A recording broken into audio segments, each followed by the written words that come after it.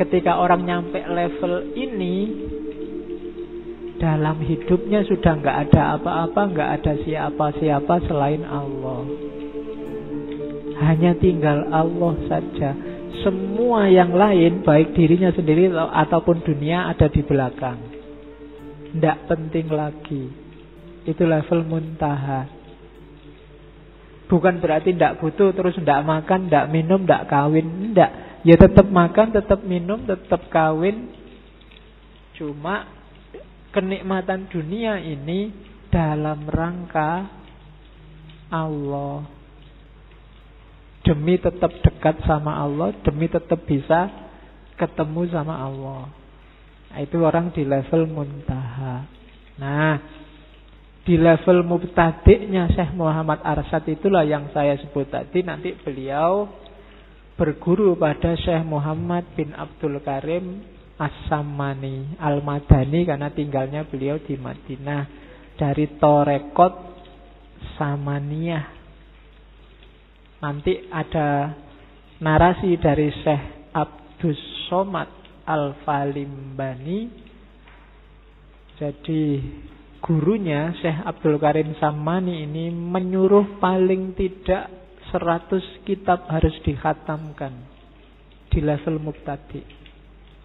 Ya. Nah, dia menunjukkan sarannya gurunya. Bagi orang-orang mubtadi, paling tidak kita di awal-awal bacalah risalah Qusairiyahnya Imam Qusairi atau Ihya Ulumuddinnya Ghazali. Begitu naik kelas, baca kitab Hizib. Saya bilang tadi, Samaniyah ini mix antara Saziliyah, Kholwatiyah. Kitab-kitab Saziliyah kan dalam suluknya terkenal Hizib-Hizib. Dan Saziliyah kan dari Afrika Utara. Itu untuk level mutawassit. Kenapa suluk yang hizib, doa-doa semacam ini di level mutawassit? Biar nggak salah guna. Tanpa melewati mubtadi, banyak orang yang shortcut langsung baca hizib demi ini. Bacalah ini 40 kali, maka perempuan mana yang tidak akan nempel padamu. Akan sering-sering kayak gitu. Jadi tujuannya bisa jelek, bisa salah orientasi. Biar tidak salah orientasi, sebelum mengamalkan suluk, zikir, wirid yang macam-macam, harus melalui makom mubtadi dulu. Bersihkan batinnya dulu. Makanya belajar tasawuf jangan kesusu pingin sakti. Kamu yang mau incer kan selalu saktinya itu. Kita baca sekian ribu kali, maka apa yang kita inginkan, wah, wes. Kamu ke situ duluan yang kamu incer. Itu menunjukkan kamu loncat kelas. Bahaya bagi dirimu sendiri. Seandainya dapat, itu nanti jadi sumber kejatuhanmu, bukan sumber kenaikanmu. Jadi sumber kamu jatuh ke bawah karena kamu jadi sombong, merasa besar, merasa penting, merasa sakti dan lain sebagainya. Jadi laluilah step-stepnya dengan bagus biar gak tersesat. Baru setelah itu level muntaha, level tinggi. Di level ini boleh sekarang kita buka tasawuf-tasawuf falsafi, Ibnu Arabi, Rumi, dan kawan-kawan. Yang kemarin agak rumit, jelimet, itu levelnya muntaha. Jangan ujuk-ujuk wahdatul wujud, pusing kamu. Ayo. Saya sudah wahdatul wujud, Pak. Saya ini Allah, rusak dunianya. Pelan-pelan, jangan kesusu. Ketika kamu nyampe level muntaha, itu yang bergerak bukan lagi kalian, tapi Allah. Jadi makanya istilahnya al-halas itu kan hulul, dari kata dasar hala, menempat. Allah yang datang ke kita, bukan kita yang masuk ke dirinya Allah. Jadi seizin Allah, sesuai ridhonya Allah. Itu level muntaha. Cuma katanya Abdus Somad Falimbani, hati-hati bener di level ini. Jangan diajarkan sembarangan kayak Abdul Hamid Abulum tadi. Bukannya salah, cuma masyarakat yang tidak ngerti nanti shortcut ke situ. beberapa aliran kebatinan ada yang langsung shortcut ke sana. Akhirnya kan mungkin kalian pernah dengar istilah ilmu hikmah. Ilmu hikmah itu definisinya geser, bukan kayak hikmahnya filsafat, tapi ilmu kesaktian, kedikjayaan, dibacok ndak mempan, ditembak meleset, kan gitu. Dan itu yang kamu kejar-kejar. Jadi orientasinya keliru, step-stepnya belum dilalui. Jadi maka teori selanjutnya dari Syekh Muhammad Arsyad, yuk belajar tasawuf, ya penting, cuma level-levelnya diikuti. Jangan langsung loncat kelas, pingin sakti, pingin bisa jalan di atas air, pingin bisa terbang dan lain sebagainya. Itu kan makanya Abu Yazid Bustami pernah bilang, kalau cuma jalan di atas air dan tidak tenggelam, bebek juga bisa, ikan juga bisa. Kalau cuma bisa terbang, burung juga bisa. Apa istimewanya? Kan gitu. Tidak penting yang itu. Makanya dalam dunia tasawuf kan karomah itu ujian bagi seorang sufi. Kalau sudah dapat itu, mau ngapain? Kalau makomnya belum nyampe, levelnya belum nyampe, keistimewaan semacam ini justru menjatuhkan dan menjauhkan kita dari Allah. Jangan seneng-seneng kalau tiba-tiba kamu sakti. Saya ngomong itu loh Pak, kejadian beneran. Apa ndak sakti aku? Yo, wis sakti. Percaya toh kata-kataku. Wah, itu podo wae itu. Berarti levelmu belum nyampe ke sana. Kan kamu sering, Allah itu kelihatannya sayang banget ya padaku. Kan sering kalimat-kalimat kayak gitu. Merasa lebih tinggi dari yang lain, lebih dekat dari yang lain, dan lain sejenisnya. Terus yang selanjutnya, sebelum masuk ke dunia tasawuf, ada tahapan mengenali diri. Ini nanti di Kanzul Ma'rifah. Itu yang saya bilang tadi, masih ada bau-bau wujudiyah. Syekh Muhammad Arsyad termasuk bisa menerima teori Nur Muhammad. Saya tidak akan mengulang karena panjang penjelasannya. Silahkan direview, diulang lagi di Ibnu Arabi. Itu panjang lebar saya sudah jelaskan bagaimana posisi ontologis Nur Muhammad. Jadi ingatlah sumber esensial kita dari Nur Muhammad. Ini yang kalau orang Jawa menyebutnya teori kemarin di Sunan Kalijogo, sangkan paraning dumadi, asal usul kita. Jadi yang pertama, kenali diri kita, ingat-ingatlah asal usul kita. Di situ pakai istilah Nur Muhammad.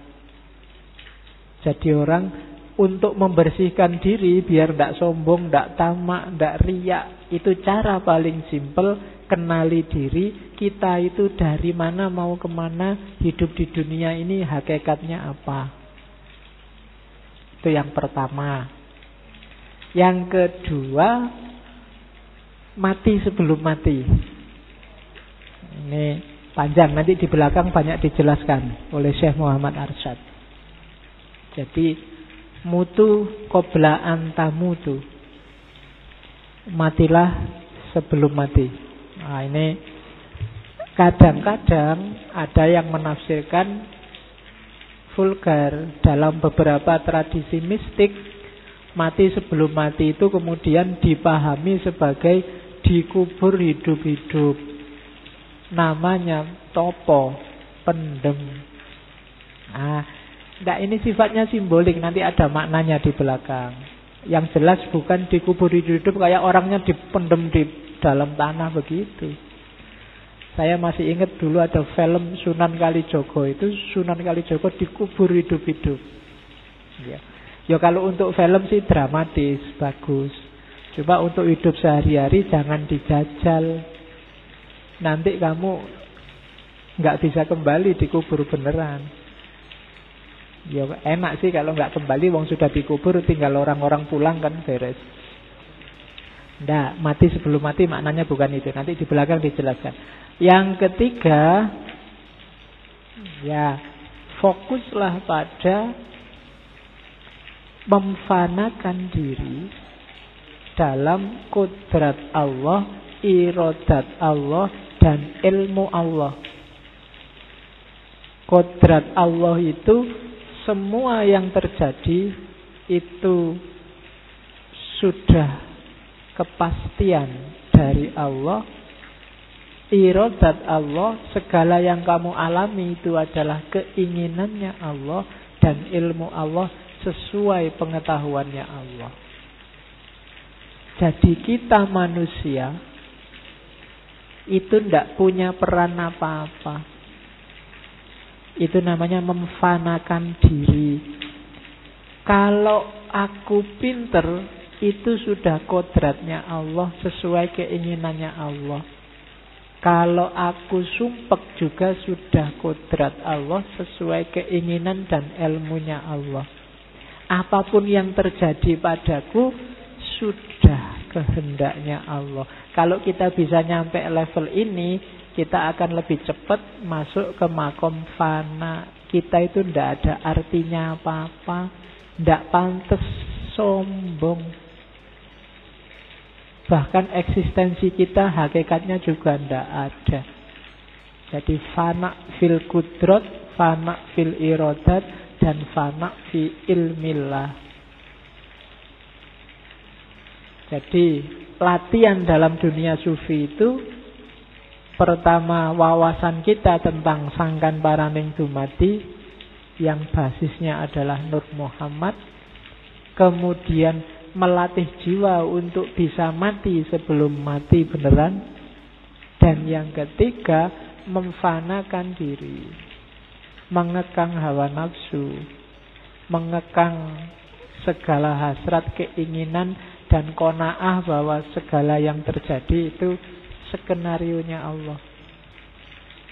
Orang yang nyampe level ini tidak akan marah, tidak akan kecewa, tidak akan sumpek, galau, stres.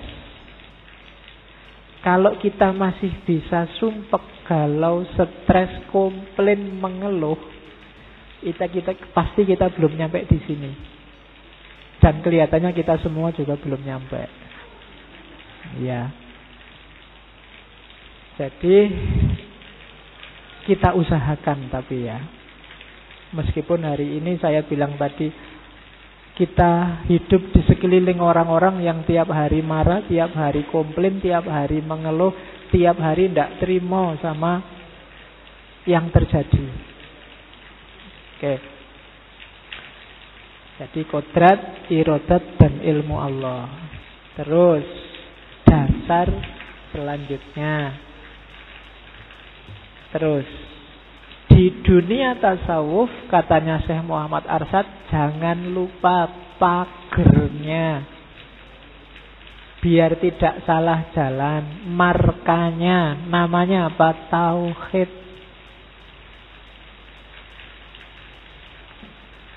Tauhid itu kita sering mengartikannya dalam bahasa Indonesia mengesakan Allah.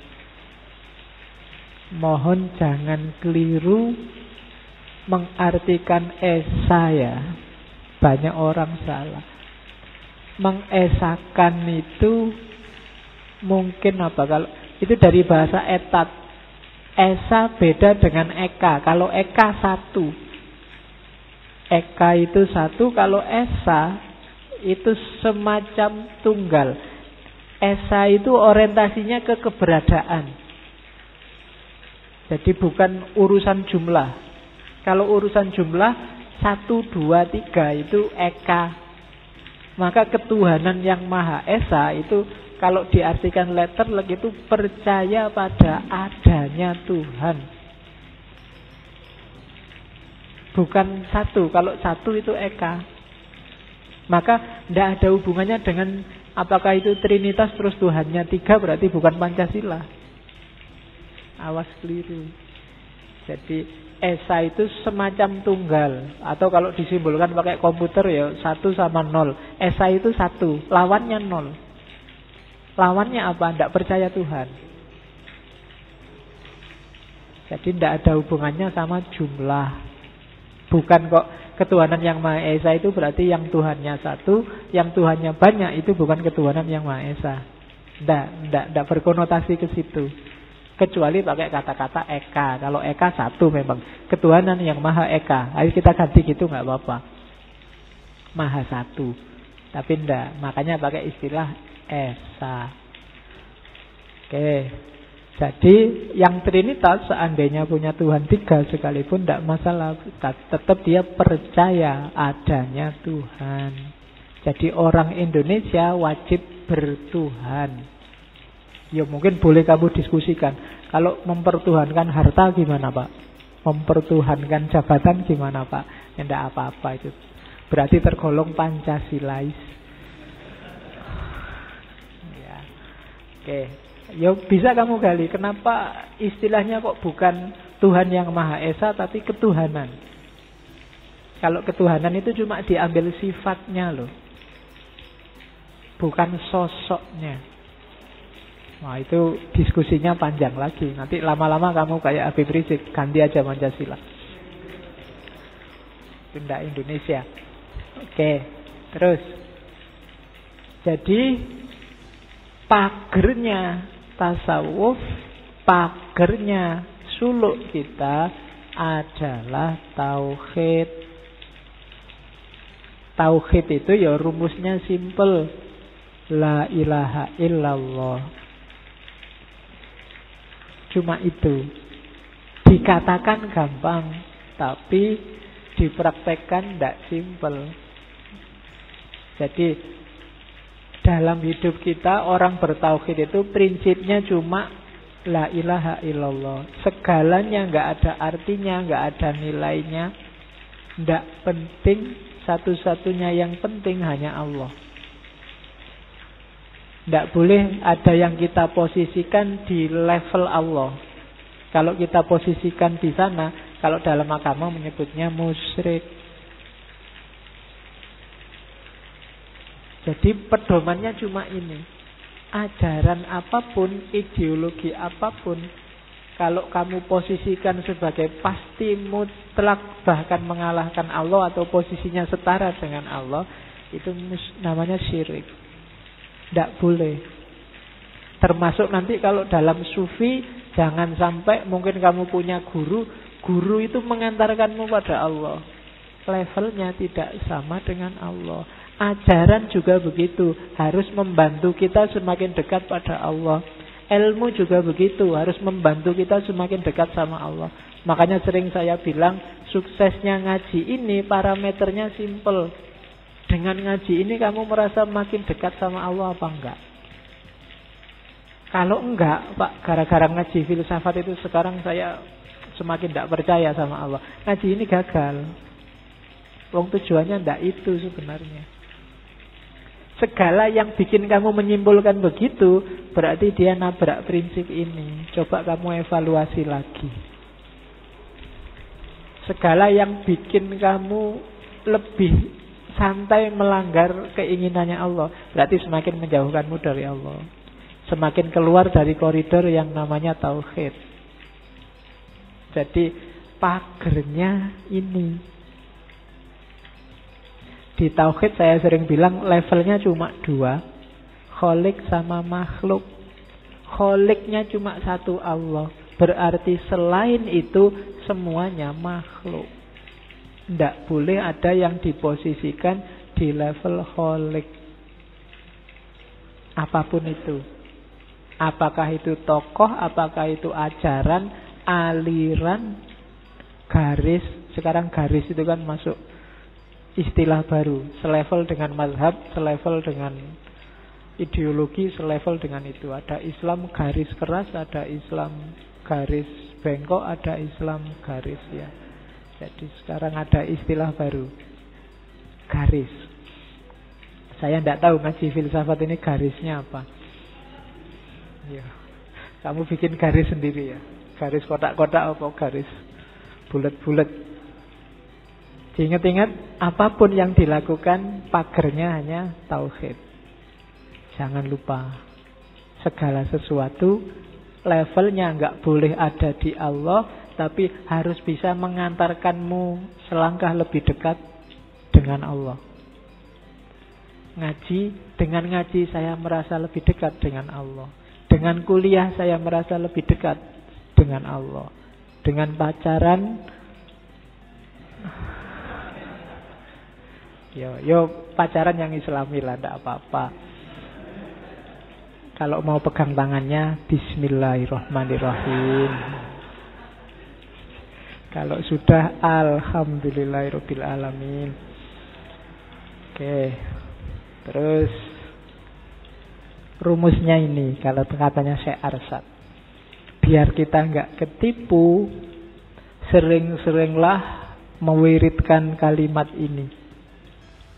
La qadirun wala muridun wala alimun wala hayyun wala sami'un wala basirun wala mutakallimun illallah. Tidak ada yang kuasa, tidak ada yang menghendaki, tidak ada yang maha tahu, tidak ada bahkan yang hidup, yang mendengar, yang melihat, yang bicara. Semuanya hanya Allah. Mengalami apapun, kamu sedang sumpek, la qadirun wala muridun wala alimun wala hayyun wala sami'un wala basirun wala mutakallimun illallah. Barcelona kalah, la qadirun wala muridun wala alimun, kan gitu. Apapun yang kamu temui gitu. IP-mu jeblok, kabeh bijine la qadirun wala muridun wala alimun dan seterusnya. Loh, hidupmu akan lebih tenang. Segalanya dari Allah dan akan kembali ke Allah. Tidak ada yang maha kuasa selain Allah. Tidak ada yang bisa mewujudkan keinginan selain keinginannya Allah. Tidak ada yang tahu, maha tahu selain Allah. Bahkan kehidupan ini miliknya Allah, pendengaran ini miliknya Allah, penglihatan dan kata-kata ini semua miliknya Allah. Illallah. Hidupmu tentram. Ditolak pacarmu, la qadirun wala muridun, itu haknya Allah. Manusia bisa berencana, ya Tuhan yang menentukan, kan gitu, lebih nyaman. Ya sekarang banyak dipelesetkan. Manusia berencana, saldo juga yang menentukan. Duitmu piro.